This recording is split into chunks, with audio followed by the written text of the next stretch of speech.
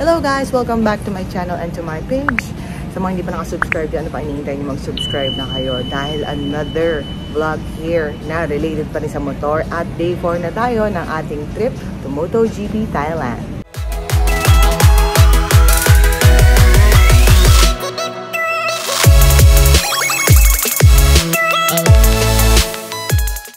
So day 4 na nga guys, first day.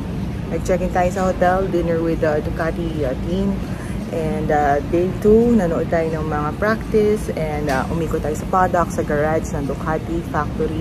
And day 3, kahapon, yung mismo MotoGP race, the Moto2 and Moto3 race as well. And fortunately, nag-number 2 naman ang ating racer, si Pecco. Ang number 1 ay si Martin, na naka-Ducati rin naman. And there are some just changes kasi dapat third si Pecco kaso na-disqualify or nabawasan natin yung points nung number 2 kaya tumaas sa number 2 from third. Anyway guys, andito tayo sa airport, sa Buriram Airport. Time check 6:45. Advance tayo ng isang oras, so 7:45 sa Manila ngayon dahil babalik tayo sa Bangkok and then Bangkok to Philippines. Medyo malayo talaga yung Buriram and the Chang International Circuit sa mismong Bangkok. Kaya kailangan natin sumakay ng plane or pwede rin namang mag-kotse kaya around 6 hours to 8 hours depende. And sabi nung iba hindi raw safe, minsan delikado. Sabi nga sa airport kahapon merong mga passengers na na-hold up pa nung nag-car sila or nag-van sila or whatever they use going here instead of taking the plane. Anyway, pag plane kasi wala pang 1 hour. Kaya lang medyo mahirap mag-book kasi konti lang yung planes na available domestic. Anyway, so ayun nga, day 4 uwi na tayo. Huwag na tayo ganong iikot kasi wala, pagod na tayo. Tsaka okay naman, pinunta naman talaga natin dito is the MotoGP at sobrang solved naman tayo sa mga nangyari. Yung pwesto pa lang ng hotel natin sobrang ganda na. And want to sawa ang foods, want to sawa ang drinks, walang oras na binipili. Thank you so much Ducati. Very generous.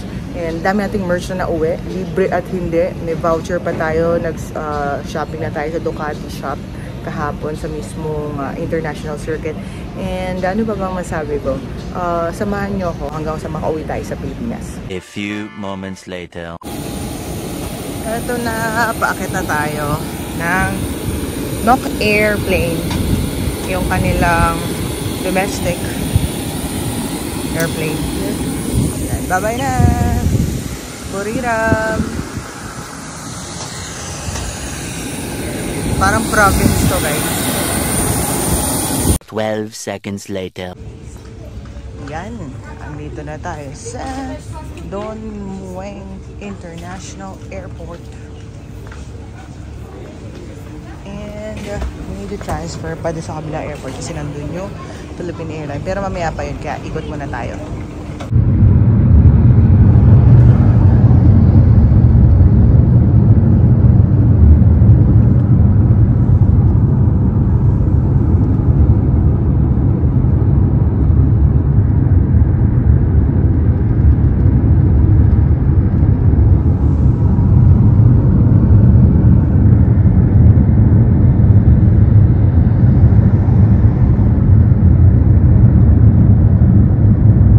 A few inches later. Guys, nandito ngayon sa mall para kumain. So, nakakain na tayo pero wala lang. Gusto ko lang ikutin. Ang sarap ng mga dessert dito, grabe. Ba't ganun? Tingnan nyo guys to.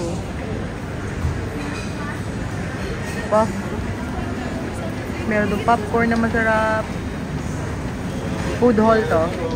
Yung sa taas, mga luxury brand.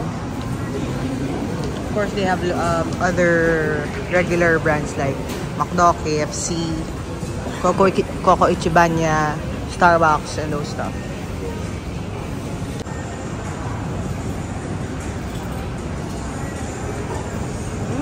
Milk pie. Dio. Tokyo.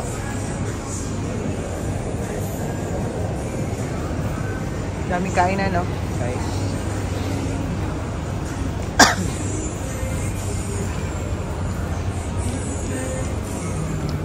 Sarap mamasyal.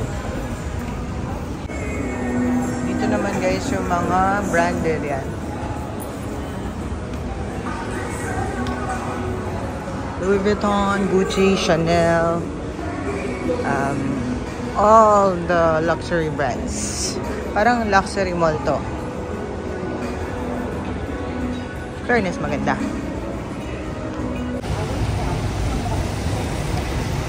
Di pa tayo ng mall.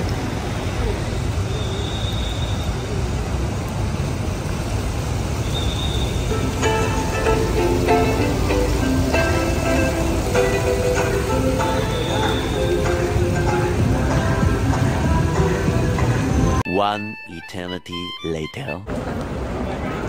Tayo ay papunta na sa ating gate. Dahil malapit ang mag-boarding time. Nagpa-tax refund tayo dito sa airport. May konti tayo nakuha. And pinamili na rin natin yung ibang natira. Chocolates lang naman. And ito loob to guys ng airport. Ang ganda rito, ito yung bago nila airport kumpara dun sa isa, sa Don Mayong ba yun?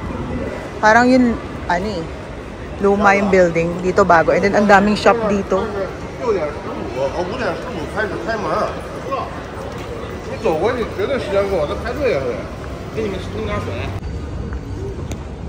Ang ganda talaga dito guys.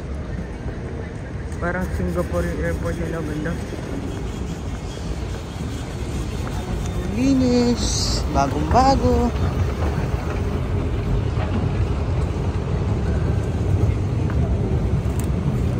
May mga robots. Daming tindahan. Diba? Doon yung mga airplane.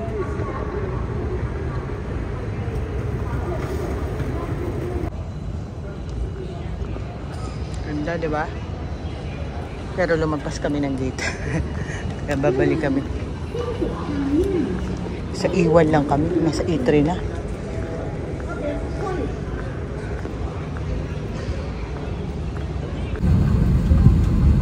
Bye-bye, Thailand. Thank you so much sa 4 na araw na Preparation for takeoff. Ensure your seatbelts are securely fastened. Seat backs in upright position. Large electronic devices like laptops and tablets stowed in your seat. A few minutes later. Yeah, Pinas na tayo guys. Good weather so far. Terminal 1. So ayun. Natapos ang ating Top Ducatisti Experience 2023 in watching MotoGP Thailand sa may Buriram. Thank you so much sa Ducati Philippines, of course, for the experience. Thank you so much sa Ducati team na nag-welcome sa amin sa Thailand. Thank you rin sa pagsama niyo sa amin. This is such a once-in-a-lifetime experience. Ay, pagod guys.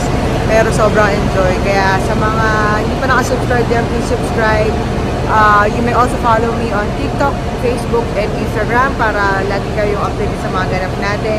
Labas man or loob ng Pilipinas, motor man o hindi.